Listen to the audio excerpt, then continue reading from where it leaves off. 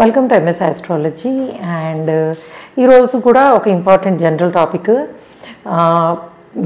నేను చెప్పాలనుకుంటున్నది. Before going for ఆ టాపిక్లోకి వెళ్ళే ముందు ఒక విషయం, మీరు ఎంఎస్ ఆస్ట్రాలజీ నుంచి కన్సల్టేషన్ తీసుకోవాలనుకుంటే నా ఫోటో, నా డీటెయిల్స్ అన్నీ ఉన్న వెబ్సైట్ నుంచి msastrology.com అఫీషియల్ వెబ్సైట్ నుంచి మాత్రమే కన్సల్టేషన్ తీసుకోండి. లేదు మీకు వీడియోస్ మీద ఇచ్చిన నంబర్కి ఫోన్ చేసి వాట్సాప్లో కానీ డైరెక్ట్గా కానీ అపాయింట్మెంట్ తీసుకోవచ్చు. వేరే గూగుల్లో సెర్చ్ చేసినప్పుడు నా ఫొటోస్ లేకుండా జస్ట్ పేరుతో ఉన్నవి ఫేక్ అవన్నీ. సో అటువంటి వెబ్సైట్స్లోకి మీరు వెళ్ళకండి. అండ్ అట్లానే థర్డ్ బ్యాచ్ స్టార్ట్ అయింది. సో రిజిస్ట్రేషన్స్ కోసము మీరు ఎంఎస్ ఆస్ట్రో అకాడమీలోకి వెళ్ళి రిజిస్టర్ చేసుకోండి. ఓకే, ఈరోజు నేను చెప్దాం అనుకున్న టాపిక్ ఏంటంటే మంత్రము. సో మంత్రానికి చాలా పవర్ ఉంటుంది. సో మంత్రశాస్త్రానికి చాలా విశిష్టత ఉంది. సో మన ఆస్ట్రాలజీలో మనము కూడా గ్రహశాంతుల కోసము గ్రహ మంత్రాలు చదువుతాము. అలానే కొన్ని దేవతార్చనకి సంబంధించినవి కూడా. అయితే ఎవరు చేయాలి, ఎవరు చేయకూడదు? బికాజ్ ఎందుకంటే మనకి నేను ఆల్రెడీ చెప్పింది, ఇదివరకు చెప్పినట్టే, సోషల్ మీడియా అనేది ప్రతి విషయాన్ని అది ఎక్కడ చెప్పాలి, ఎక్కడ చెప్పకూడదు అన్నది లేకుండా వస్తున్న విషయాలు. ఇప్పుడు నేను ఆస్ట్రాలజీ చెప్తున్నా కూడాను గురుముఖంగా ఏవి తెలుసుకోవాలి అండ్ యూట్యూబ్ ముఖంగా ఏవి తెలుసుకోవచ్చు అనే డిస్క్రిమినేషన్ ఉంటుంది మాకు కూడాను. సో అందుకని ఏంటంటే కొన్ని విషయాలు అవి నేను నా స్టూడెంట్ అయినప్పుడు వాళ్ళకి నేను టచ్లో ఉండి డౌట్స్ క్లారిఫై చేయగలిగినప్పుడు మాత్రమే చెప్తాను అవి. కానీ యూట్యూబ్లో చెప్పినట్లాంటివి ఎందుకు? బికాజ్ దానికి మీకు గైడ్ చేసే వాళ్ళు ఉండరు.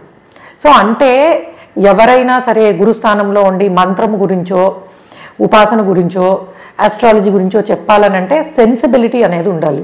అంటే నేను చెప్పేది వీళ్ళు వింటున్నారు, వీళ్ళు తప్పుగా కనుక నేర్చుకున్నా, తప్పుగా ప్రాక్టీస్ చేసిన ఫలితము సరిగ్గా ఉండదు అండ్ దానికి వ్యతిరేక ఫలితాలు వస్తాయి అనేది ఆ సెన్సిబిలిటీ తెలిసి ఉండాలి.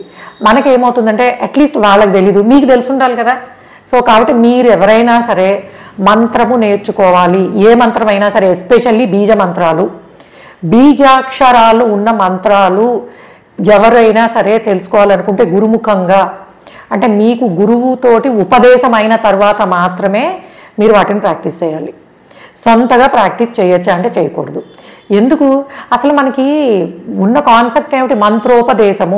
మంత్రోపదేశం పొందాలి. ఎవరైనా మంత్రం చదవాలంటే దానికి ఉన్న రూల్ ఏంటి? మంత్రోపదేశం పొందాలి. ఆ ఉపదేశాన్ని ఇచ్చేది ఎవరు? గురువు ఇస్తారు.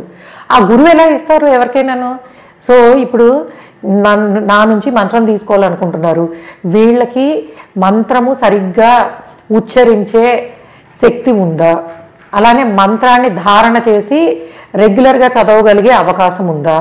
అండ్ ఇంకొకటి, మంత్రం తీసుకున్న వాళ్ళు గురుముఖంగా మంత్రం చాలా రకాలు తీసుకుంటారు. సో తీసుకున్న వాళ్ళు దానికి ఒక విధానం అనేది ఉంటుంది.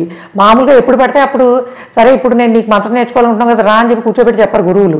దానికి ఒక విధానం ఉంటుంది. ముఖ్యంగా ఎప్పుడు ఉపదేశిస్తారు? గ్రహణాలప్పుడు. సో గ్రహణ సమయంలో అంటే ప్రత్యేకంగా కొన్ని మంత్రాలు ఉంటాయి, సో హీలింగ్కి సంబంధించినవి. వాటిని యూజువల్గా గురుముఖంగా తీసుకున్న తర్వాత గ్రహణ సమయాలలో, అంటే వాళ్ళు మంత్రం ఇవ్వాలన్నా గ్రహణం పట్టినప్పుడు ఇస్తారు. లైక్ సూర్యగ్రహణము, చంద్రగ్రహణము, పట్టు ఉన్న టైం ఉంటుంది కదా, పట్టి నుంచి విడిచే మధ్యకాలము, ఆ సందర్భంలో యూజువల్గా మంత్రోపదేశాలు అనేవి చేస్తూ ఉంటారు. అలా కాకుండా మనకి గాయత్రి మంత్రోపదేశము తెలుసు కదా మీకు, ఉపనయన సందర్భంలో మీరు ఇది చూసినట్టయితే గాయత్రి మంత్రాన్ని తండ్రి కొడుకుకు చెప్పేటప్పుడు కూడాను ఎంత పద్ధతి ఫాలో అవుతారు. సో అక్కడ మీకు ఎవరుంటారు?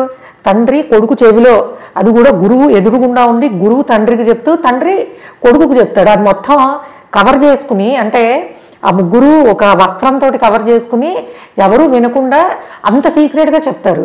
అంటే మనకి ఉపనయనం చేసి చెప్పే గాయత్రి మంత్రానికే అంత సీక్రెసీ అనేది ఉండి ఇస్తున్నారని అంటే ఇంకా బీజాక్షర సహితం ఉన్న మంత్రాలని యూట్యూబ్ ద్వారా తెలుసుకోవడం అనేది ఎంత తప్పది అసలు. చెప్పేయడము చాలా తప్పు. దాని ద్వారా తెలుసుకుని మనం చదివేస్తే మనకి ఏదో వచ్చేస్తుంది అద్భుతం అని అనుకోవడం ఇంకొక తప్పు. సో రెండూ తప్పే. అలానే మంత్రం తీసుకున్న వాళ్ళు ప్రతి ఒక్కళ్ళును ఎస్పెషల్లీ ఈ మంత్రానికి పవర్ పెంచుకోవడానికి ఎప్పుడు కూడాను గ్రహణ సమయంలో వాళ్ళు గ్రహణం మొదలవగానే గ్రహణ స్నానం చేసి అదే తడి బట్టలతోటో లేదా దీనితోటో మంత్రాన్ని చేసుకుని మళ్ళీ విడుపు స్నానం చేస్తారు. అంత సాధన చేస్తారు. ఒక్కొక్కసారి అర్ధరాత్రులు వస్తాయి గ్రహణాలు. ఈ చంద్రగ్రహణం లాంటివి అర్ధరాత్రి పూట వస్తూ ఉంటాయి. అప్పుడు కూడా వాళ్ళు ఏంటంటే ఆ సందర్భంలో కూడా ఈ విధంగానే పద్ధతి ఫాలో చేసుకుంటారు. అంటే మనకి మంత్రశాస్త్రానికి ఎంతో నియమాలు నిష్టలు ఉన్నాయి. అవేవి పాటించకుండా మనం మంత్రం చేయడం ఎలాంటిదంటే, సో పాత్ర శుభ్రం లేని పాత్రలో మీరు తీసుకెళ్ళి పాలు కాస్తే ఏమవుతాయి, విరిగిపోతాయి. పాలే విరిగిపోతాయి అంటే మీరు శుద్ధి లేకుండా మంత్రాన్ని చేస్తే అదంతా నెగిటివ్ ఎఫెక్ట్ ఉంటుంది. సో కాబట్టి ఎవరైనా సరే మంత్రాన్ని తెలుసుకోవాలి అనుకుంటే గురుముఖంగా వెళ్ళి గురువు ద్వారా మాత్రమే ఉపదేశం పొంది గురువు ఇచ్చిన దాన్ని మాత్రమే చేయాలి.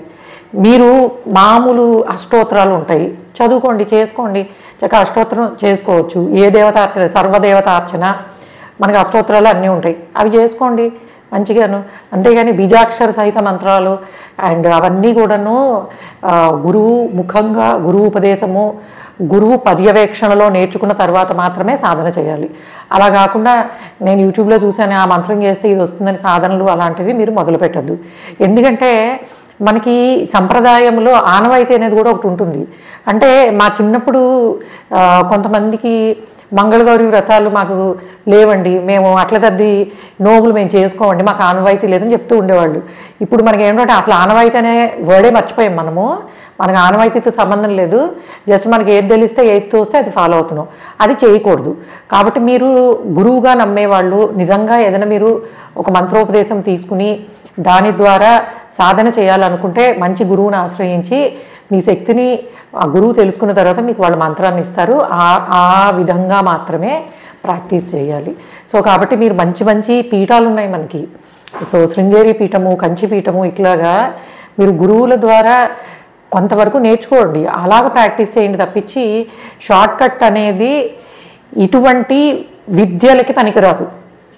షార్ట్ కట్లో మంత్ర సాధన, షార్ట్ కట్లో పూజా విధానము, ఈ షార్ట్ కట్లు మనకి సనాతన సంప్రదాయానికి సంబంధించిన విషయాల్లో పనికిరావు.